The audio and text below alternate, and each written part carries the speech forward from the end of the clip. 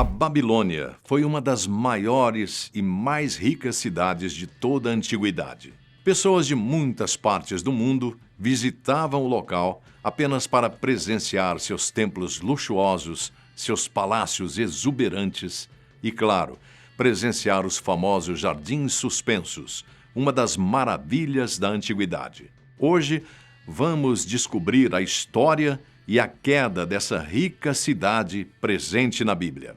Olá, seja muito bem-vindo ao canal Fatos Desconhecidos. Eu sou o Paulo Hernani. Obrigado por sua presença e atenção. Curiosidades históricas e narrativas ocultas são conteúdos que você sempre vai encontrar por aqui no canal. Desta vez, vamos falar sobre a rica e famosa antiga cidade da Babilônia. O nome Babilônia significa Porta dos Deuses. Porém, para os judeus, vinha da palavra Babel, que significa grande confusão. Desde a história da Torre de Babel, era possível ver a rebeldia do local para com Deus. A cidade era, em sua essência, cosmopolita, contando com muitas culturas e povos diferentes. Ali, uma educação e ciência primitiva já se faziam presentes. A arquitetura e o urbanismo da cidade eram impressionantes e extremamente chamativos. A sociedade babilônica tinha um singular apreço pela arte. Gostava não só de demonstrar, mas também de ostentar isso. Esses aspectos faziam com que muitas pessoas de vários lugares fossem para o local apenas para presenciar os atrativos, o que pode ser a primeira forma do turismo como o conhecemos hoje. Os babilônios eram politeístas e construíam enormes templos para seus deuses.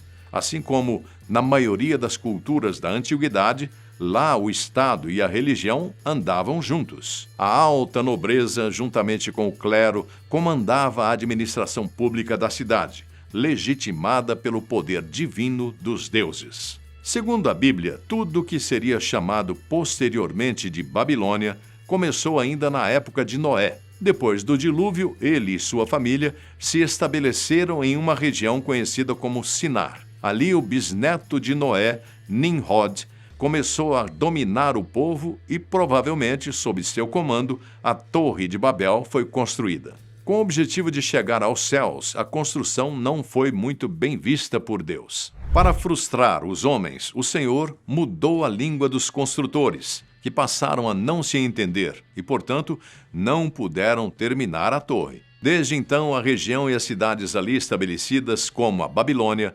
possuem esse sentido intrínseco de ser contra o Deus soberano, muito por conta de sua idolatria e mistura de culturas. Em Apocalipse, a Babilônia é citada como encarnação das impurezas do mundo e será finalmente destruída por completo no fim dos tempos.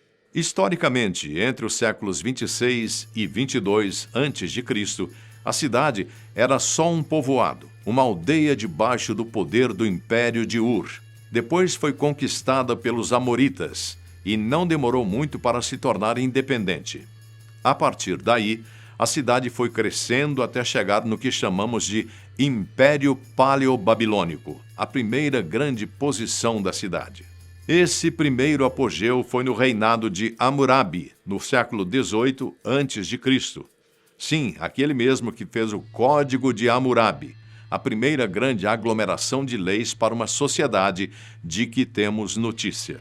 O Código foi escrito em um pilar de pedra com mais de 2 metros de altura, como se fosse uma constituição. Lá estão mais de 300 disposições legais em escrita cuneiforme, que abordam punições para crimes, repartição de bens, disputas legais, etc.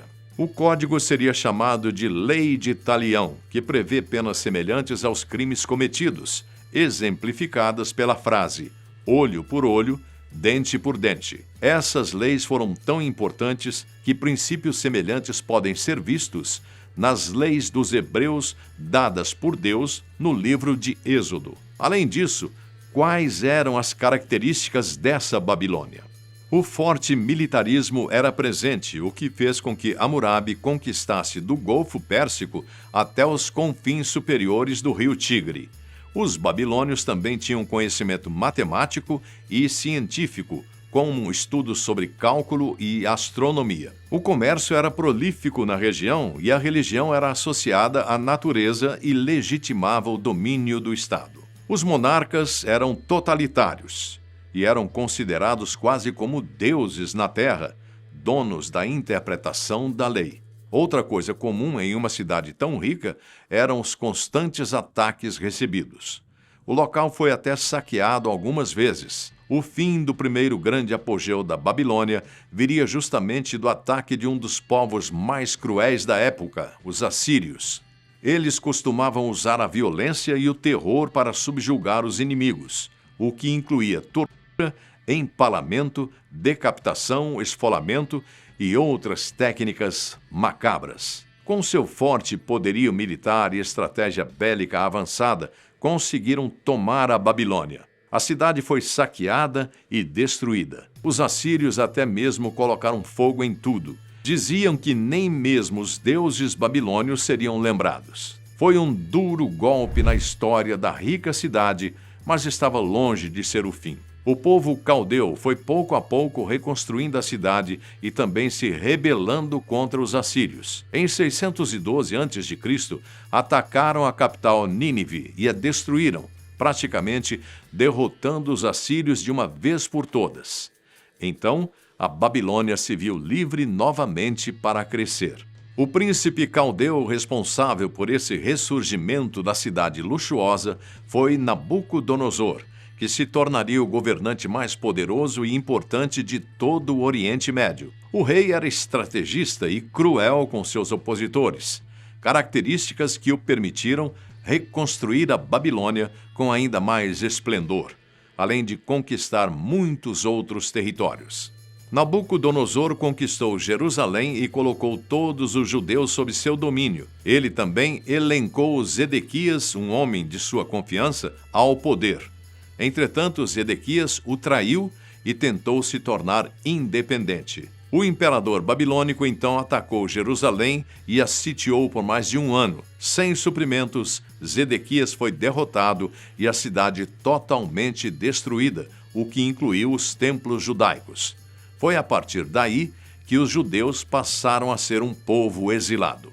A glória do império era tanta que o luxo era comum na cidade. A população passava dos 100 mil habitantes e era possível ver zigurates imensos, as famosas pirâmides mesopotâmicas, além de parques, palácios, templos e, é claro, os jardins suspensos.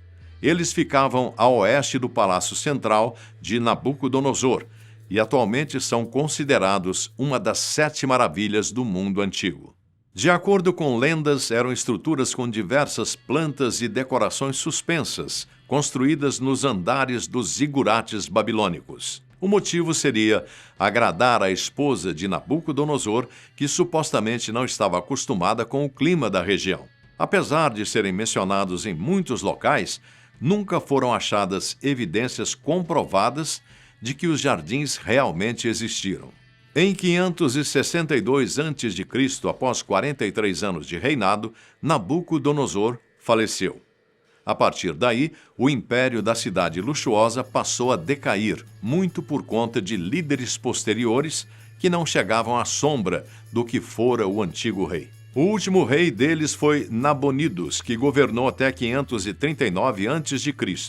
Estranhamente, ele ficava em Tema, um oásis árabe, estudando religião e história, enquanto seu filho governava efetivamente a Babilônia.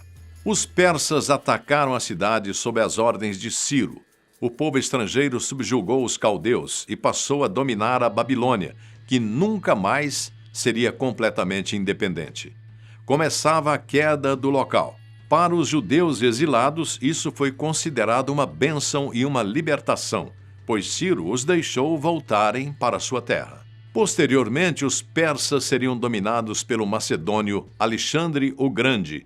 Claro que, consequentemente, a Babilônia também passou para o seu domínio. Alexandre dividiu seus territórios entre seus generais, com Seleuco tomando posse da cidade mesopotâmica. Posteriormente, a capital babilônica foi trocada de lugar. A partir daí, o declínio foi gradativo. já que o status de centro administrativo da cidade diminuía ao longo do tempo. A cultura mesopotâmica acabou desaparecendo e, com ela, a glória e a riqueza da Babilônia. O templo principal do maior zigurate ficou funcionando até o século III, quando finalmente foi abandonado. O pouco que sobrou da maravilhosa cidade hoje está em ruínas próximas da cidade de Hila, no Iraque. O interessante é que algumas profecias bíblicas prenunciavam a queda e a destruição da Babilônia, mas talvez isso seja assunto para uma outra ocasião. Uma cidade rica e marcada por sua arquitetura gigante, seus incríveis palácios, templos e jardins. Vários povos moraram ali, seja porque queriam dar uma de turista ou por terem sido dominados pelos poderosos imperadores babilônios. Situada na região mesopotâmica entre os rios Tigre e Eufrates, corresponde ao que chamamos de Iraque. A sua localização era mais ou menos uns 100 quilômetros da atual capital, Bagdá. Você conhecia a história da Babilônia? Acha que Nabucodonosor foi o rei mais luxuoso da história? Muito obrigado pela companhia e até o próximo vídeo.